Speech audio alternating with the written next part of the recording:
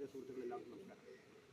ഇവിടെ സൂചിപ്പിച്ചതുപോലെ നമ്മൾക്കെല്ലാം പ്രിയങ്കരനായിരുന്ന രാജ്യത്തിൻ്റെ പ്രധാനമന്ത്രി ശ്രീ ജവഹർലാൽ നെഹ്റുവിൻ്റെ 135ാമത് ജന്മദിനം രാജ്യമെമ്പാടും ആഘോഷിക്കുമ്പോൾ അതിനോട് ചേർന്ന് നമ്മളോട് ഈ പ്രദേശത്ത് ഇത്തരത്തിലൊരു പരിപാടി സംഘടിപ്പിക്കുവാൻ ശ്രമിച്ച ഇതിൻ്റെ ചുമതലക്കാരെ പ്രത്യേകം അഭിനന്ദിക്കുന്നു.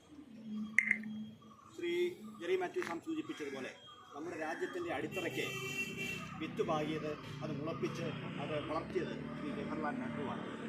ശ്രീ ജവഹർലാൽ നെഹ്റുവിൻ്റെ സാമ്പത്തിക പരിഷ്കാരങ്ങളാണ് നമ്മുടെ രാജ്യത്തെ ഇന്നും മുന്നോട്ട് നയിക്കുന്നത്.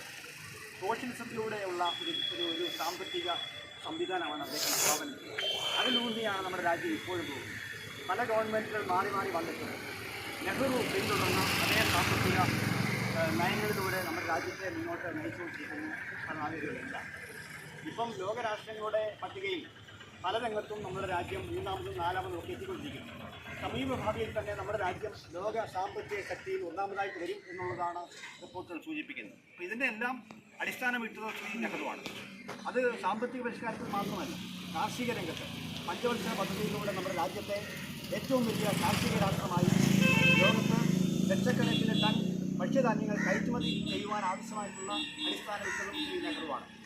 കാർഷിക രംഗത്ത് മാത്രമല്ല, അതുപോലെ തന്നെ വ്യാവസായിക രംഗത്തും ശ്രീ ജവഹർലാൽ നെഹ്റുവിൻ്റെ പ്രവർത്തനം കൊണ്ടാണ് ഇന്ത്യയിലെ നവരത്ന കമ്പനികളൊക്കെ ഈ രാജ്യത്തുണ്ടായത്.